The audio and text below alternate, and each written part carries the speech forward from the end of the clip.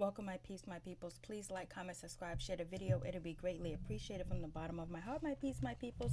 So let's talk about Love and Hip Hop Miami, Season 1, Episode 7. OMG. It seems like Amada and Young Hollywood are going to be friends.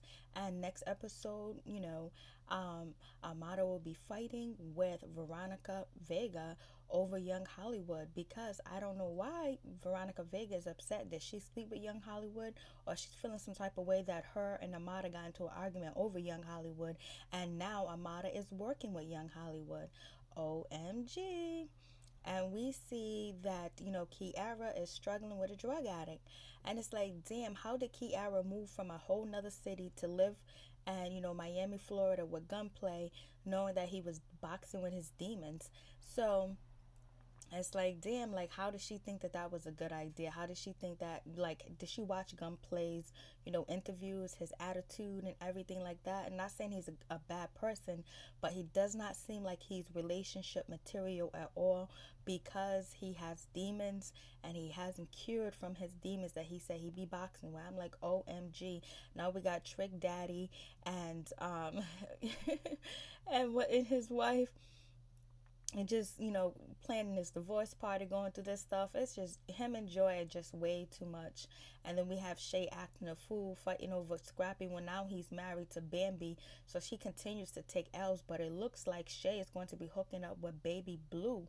OMG. And I think Baby Blue would treat Shay like she's supposed to be treated, because he thinks she's a queen. So hopefully she goes for it.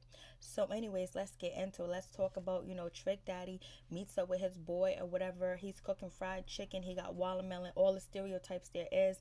Knowing that he has lupus, eating fried chicken and fried food is not good. But hey, that's his life. That's how he's living, and that's how he wants to do it.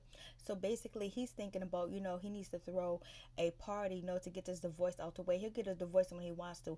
And he feels like he loves Joy. He doesn't love Joy. He loves Joy. He doesn't love Joy. He wants to be back with Joy, and he doesn't want to be back with Joy.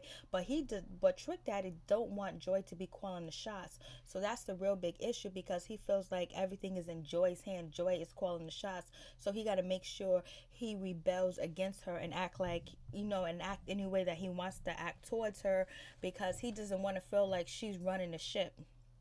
I was like, okay. So basically, he's going to be having a party, and he's going to send strippers over there to Joy. And it's going to be, I do, I did, I am done. While Joy's over there doing, Dawn's hair, strippers come through. I was like, Trick Daddy, you are too much. And one of the strippers was almost butt naked. She just had a shoestring, dental floss as an outfit. Like, it was like, whoa. Like, you doing way too much for your age. And, so I guess it's a reason to party. And it reminds me of, Atlanta Housewives. A divorce party before you even divorce don't make no sense. And that's what Scrappy said. Scrappy was like, I didn't even know you was married, Trick. But Scrappy's in it. Scrappy's trying to get his check, because he got to take care of him and Bambi when he gets home. So So anyways, Joy is like, oh, he is so trifling, and Dawn is like, Trick Daddy's so trifling for doing this, like, but they're going to show up to the party, and they can't believe he sent strippers, and he got a big old post invitation. It's crazy. Don't make no sense. It sounds real childish, but we rolling with all this shit that don't make no sense on this show. And so if you So we get to Amada. Amada's at the strip club with her mom. I guess she feels comfortable with going to a female strip club, and they're stripping and they're dropping the dollars, they're dropping the ones. Why not go to a male strip club? I bet you your mother would enjoy that more. But the mom was there. She seemed like she wasn't having fun. She seemed like she was kind of, you know, and just doing it for her daughter, because Amada said her best friend is her mom, so she took her to the strip club. Then they leave the strip club, and then Amada and her mom start to talk, and her mom was like, yo, I gotta get a second job. I haven't did much for you. I need to do more for you. So that's the loving mother, and she wants the best for her daughter. She's gonna try to do everything to see her daughter succeed, because it's kind of like, you want to see your seed grow. You want to see your seed to have everything that you didn't have, and you want to make sure you give them the best life possible. And Amada's feeling some type of way, because She don't want her mom to get a second job. She don't want her mom to be struggling. And Amana is so tired of, trying to wear these name brand clothes and all this jewelry and different things to show that she got money so people don't think that she's broke. So she's going through a lot of different things because she, dealing with people judging her about her hair, her skin color, her nationality. And then on top of that, she has to fake the funk and act like she has all this money and these clothes and these jewelry just to look popping, just to, post pictures and stuff like that. So, it's getting to her, but she was in that white BMW. Was that rented or was that hers? I was like, damn, girl. But she's struggling like a lot of people struggling. They got to fake it till they make it. They pretend like they have this, they have that, basically trying to be comfort with society so society can look at them like, okay, she made it. Oh, she's not a bum, or she got this going on. So she's feeling a certain type of way. And she also shows her mother's job where her mom works. Her mom works really hard. Like, she be in pain, she be hurt. And just like a lot of people's stories of parents that love their children and they work hard, they work third shift, second shift, first shift, they do everything possible so their child can have a better future. So, anyways, so then moving on from that, we get Kiara. Basically, she meets up with Chinese Nikki, and I think it's Chinese. Is this Chinese Nikki or Chinese Kitty? She meets up with Chinese something. Chinese Nikki. She meets up with Chinese mother, and when she meets up with Chinese mother, I think it's Chinese Nikki. I don't know, or is it Chinese Kitty? So anyway, she meets up with one of the Chinese kitties and basically tells her the story about what's going down with her on gunplay. Basically, she found some drugs in the crib, and she knows that, and she's thinking that he's back on drugs. She hasn't confronted him yet, and also he lost his best friend, you know and he's trying to work on his music, and she feeling some type of way, and she don't know what to do. Like, she done changed her whole life around to support this guy. Like, damn, what a horrible decision to make. I know, people need love, people need support. Every man needs a strong woman behind him, and every woman needs a strong man behind her. But damn, there's sometimes where they got to get the shit together before you get behind them, before you make moves and move to another city. You know what I mean? And then basically start all over with a person that has, issues, have drug issues, which is a disease. Being a drug addict is a disease where he needs to get help. And so basically it should be focused on Gunplay going to rehab and getting help and getting counseling, because he seemed really out of it. And then, Chinese Nikki, or whatever her name, she was just like, yo, I seen him the other day at the bar or whatever, and when I mentioned your name, he got spooked and bounced. And so, Kiara's feeling a certain type of way. She's like, damn, I know Kiara feeling like, damn, I was playing these games around with, what's her name, Tip Miami, and getting upset with him, but there's a really bigger problem. The bigger problem is the drugs. That's the big problem. The substance abuse is the biggest problem, or whatever. And so we got Joy, Joy, she's talking to Dawn basically about the I do, I did, I am done. And basically when they was having that conversation, Joy was like, well, the rumor was that you left, Trick Daddy because he had lupus. And she was like, no, he had lupus for 10 years. And I knew even before that he had lupus or whatever, and I was still by him. But when he had lupus, he got mad, he got depressed, he was angry, he was mean. He wasn't showing love. He wasn't being loveful, showing her love or whatever. And so, like, the disease had changed him, like he felt like she was saying that basically Trick Daddy done changed. Like, he became a grump, he became a disrespectful person, he became, something totally different than what she knew because of the lupus. So she was like, I didn't leave him for lupus, so nobody better be putting that out there in the streets. And so basically she said that she had already talked to a lawyer, and when she talked to the lawyer, she got the divorce papers ready. All she needs is for him to pay for it. But damn, you're a hairstylist and you selling the best people. Pay for that divorce yourself if you really want to divorce. It seems like Joy and Trick Daddy are just playing around, and this is just like they want to be together and they don't want to be together because they both got egos and they both want to run the show. So they're gonna collab and bump heads and stumble along the way. So we'll see if they actually get to the divorce this season. And so so anyways, they're gonna do that. And so then we get, Veronica Vega. She's up in the studio, she's rapping, and Steph LaCour's there doing whatever she's doing. And so basically, they end up talking. They started talking about JoJo, and then Veronica Vega was like, I met up with JoJo and asked her, why did she go back and tell Amada this and tell Amada that? And she said that, oh, because she was loyal. And then Veronica Vega said, well, then if you're loyal, you should have been loyal to me because I'm your friend. So you're doing the same thing that you accuse us of doing. We was talking about her, but you went back and told. What about the loyalty to us? You're supposed to be loyal to me because I'm your friend first. So she was like, basically, you went, you wasn't being real either. You was being a tattletale or whatever.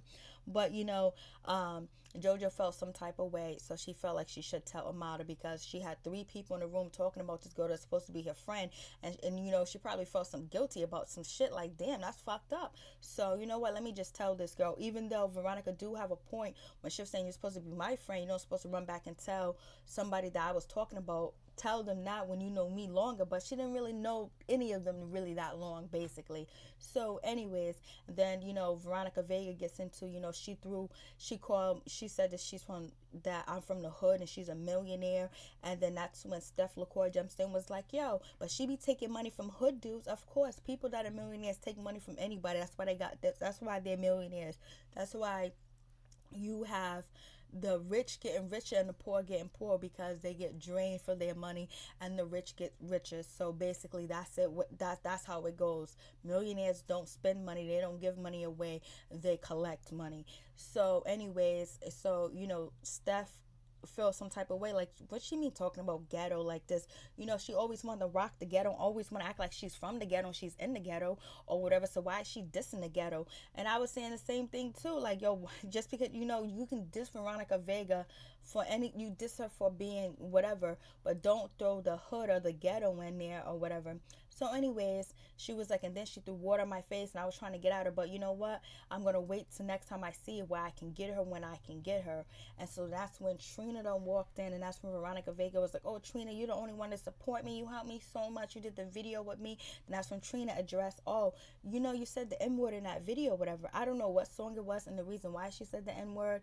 And then Veronica Vega's claiming that, oh, my grandmother is African, I got African descent. It's like, damn, everybody wants to claim to be black until it really counts, when people really shut the door on you, when people run from you, when people won't rent to you, when people won't sell you cars, when you go to the bank and they instantly decline you, don't want to talk to you or whatever, or they have a negative connotation towards you because you're black, or they fear you because you're black, or when you're talking to, they're shaking because they're scared of you because of all the things that they heard. So everybody wants to claim black until you really get treated like a black person, because when you really get treated like an indigenous person, it ain't no joke. There's no hiding, there's no nothing, because you can't hide your skin color, you can't hide your hair, you can't be somebody else, you can't claim another race. The only thing you can say is, I am an indigenous person, I'm a person with melanin, and then they run and treat you like crap. So it's all good when you want to be black. So Trina was like, well, oh, okay, cool, whatever. Trina ain't trying to get into that. And so then Veronica Vega was like, I'm doing a new song and it's positive and blah blah blah and blah blah blah. Shit, she don't want to get pulled over by the cops being black. So anyways, that situation is over. And so basically Veronica Vega wants to go after JoJo when she sees her or whatever. It is what it is with that situation. And so and Trina walked in and was like, well, you said that I was getting a lot of flack because you said that N-word or whatever. Like Trina did not care two shits. It was just a scene for her to shoot and sit down there and talk. And then Trina had that outfit that Trina had. I don't like to talk about people, but the outfit that she had, I looked like she was like 6 months pregnant. It was just like, Trina's a beautiful woman. It just, if she would dress age appropriate, she'll look even more gorgeous than she does look, because Trina is a beautiful woman. Can't take that away from her at all. And so then Veronica Vega's talking about Puerto Rico, and she was talking about they still don't have power, and that is very true. They still don't have power in Puerto Rico. They're probably drinking, that's so terrible, and it's part of the United States, but they don't care, and just like they don't care here, they don't care there, and they can get away with it, and that's just what it is. When I say they, I'm saying the powers that be, the government, because it's not an individual, it's a corporate government, type of situation where, okay, you know what, we just got, we're gonna break all the rules, and we can do that. Who is going to put us to the fire? Nobody. So, anyways, moving on from that, then we get, and so then we get Shay. She meets up. Shay's talking about, she's gonna meet up with the Chinese Nikki, Chinese Kitty. She's talking about she's gonna meet up with the diaper booty bitches. I was like, the diaper booty bitches, Shay? She said diaper booty bitches. So Shay calls Dawn so Dawn can show up with her, so Dawn can have her back or whatever, because she said, DJ Pooch or whatever her name is, DJ Pooch and Liz, they ain't about that life, but Dawn is about that life. Dawn is too old to be out here trying to fight. They all are. So anyways, getting on to that, so then Dawn and Shay, they meet up. They're gonna be meeting up or whatever. I'm just like, oh. They're gonna meet up. And so so Shay is going around, so Shay is telling Dawn, like, hey, listen, these girls, they did a video with Scrap. I seen it on their Instagram page, I got problems with them. And then the grandmother, the mother, got me from behind or whatever when I was trying to blasting the third with whatever her name is, Jada or whatever. And so then she was like, okay, I got your back. I see what you're doing. And so they're sitting out there like in a parking lot. Security's there though.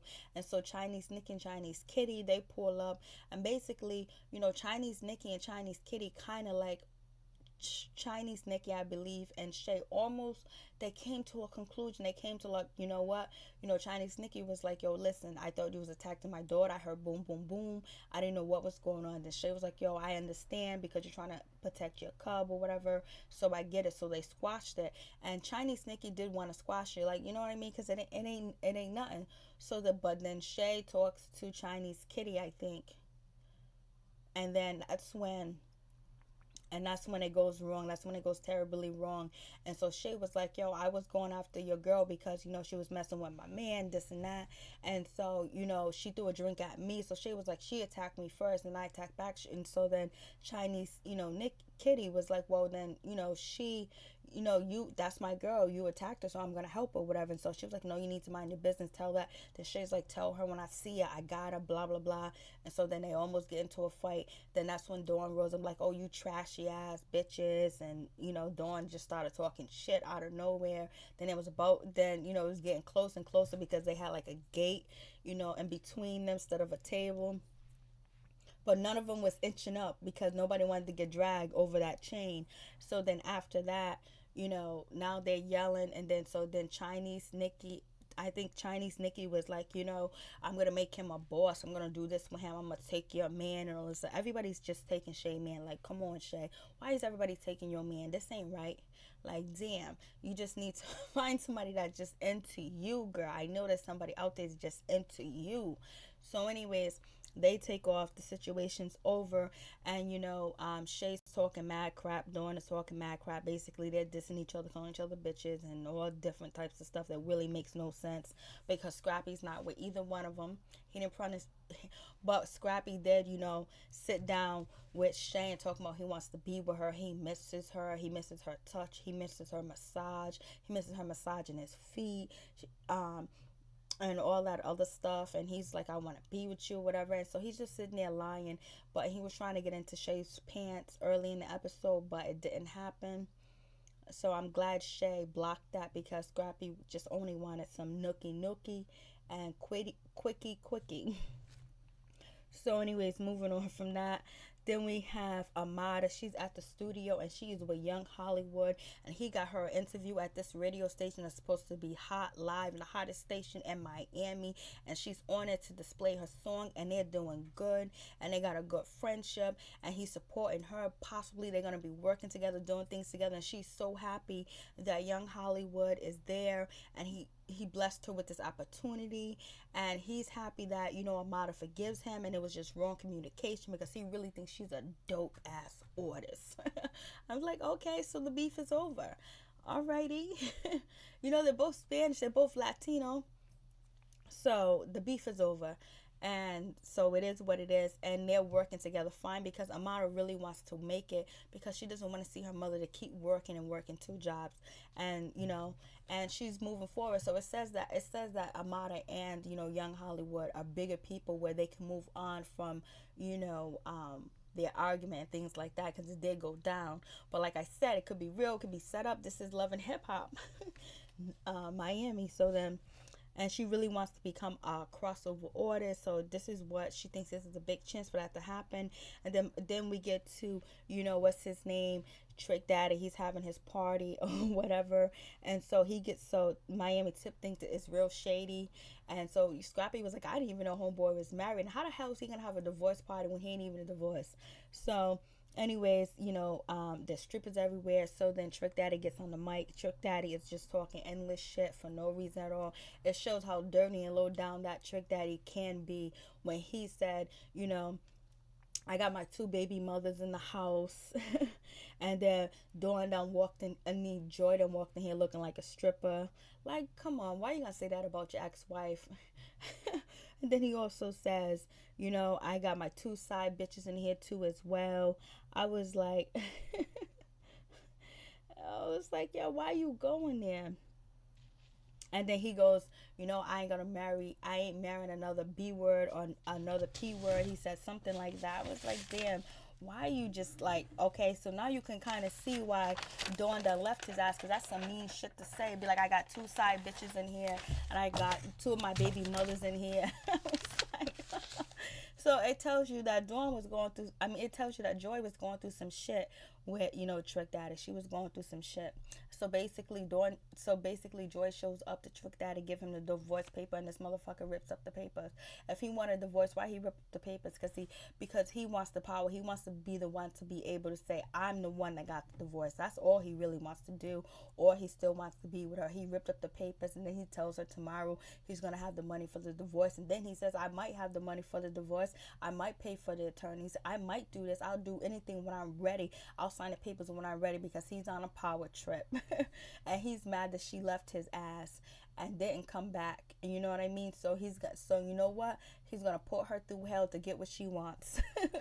So he was like, I have the money ready tomorrow. And so now we get Gunplay, and we get, what's her name? Kiara shows up at the photo shoot at Gunplay's video. Gunplay looks like he's tweaking. He looks high. He's sweaty. He just looked frustrated. I don't know if it's from him working or what he's going through, because sometimes people, when they're in their creative state, they act different. They look different. But he's acting, Kiara was like, you look like you're tweaking. You look like you're on drugs or whatever. And she was just like, yo, I found $100 bill with some coke residue. And he was like, oh, nah, it's not. But Gunplay never denied that he was using. He never said he wasn't using at all. And so then Kiara said, so are you using? And he was like, does it look like I'm using? And she was like, yeah, it looks like you're using, motherfucker. Hell yeah, to all of America that watch this show, it looks like you're using. You looked high, unless you're acting. So anyways, then he was like, he throws the chair. He's like, F you. She's like, F you. She was like, don't come back to my house. He said, F you and your house. Kiara was like, you ain't the only man in the world. He was like, well, go get one then. And so it looks terrible. But Kiara did say when Gunplay is using, he's a totally different person, and he's not the same. It's like you're totally dealing with someone else when he's under the influence. So I can only imagine if the cameras wasn't there, how he would have really reacted. And Gunplay did have some charges filed against him this summer. I did a video about it. It's in my What's Going On playlist. Well, what Kiara said, and Kiara was defending Gunplay in the situation, so I don't know what's going on. She was there when a woman claimed that Gunplay attacked her or whatever. So Gunplay was like, then get out of here. She was like, don't come to my house. He was like, F you and your house. And they was like, F you. Like, damn, what kind of relationship is that? Like, well, who goes through shit like that? Especially, and then you display that shit on national TV. Like, yo, I hope all that shit is a joke. I hope it's not real. I hope And Gunplay looked like he aged 40 years. And I don't know how old Gunplay is, but damn, he aged since the last time I seen him. And I don't know if it's the drugs. He don't look too good in this particular episode. And I don't know if it's because he's exhausted, he's depressed, or is he using drugs. But hopefully he gets some help. Peace. I'm out. One love.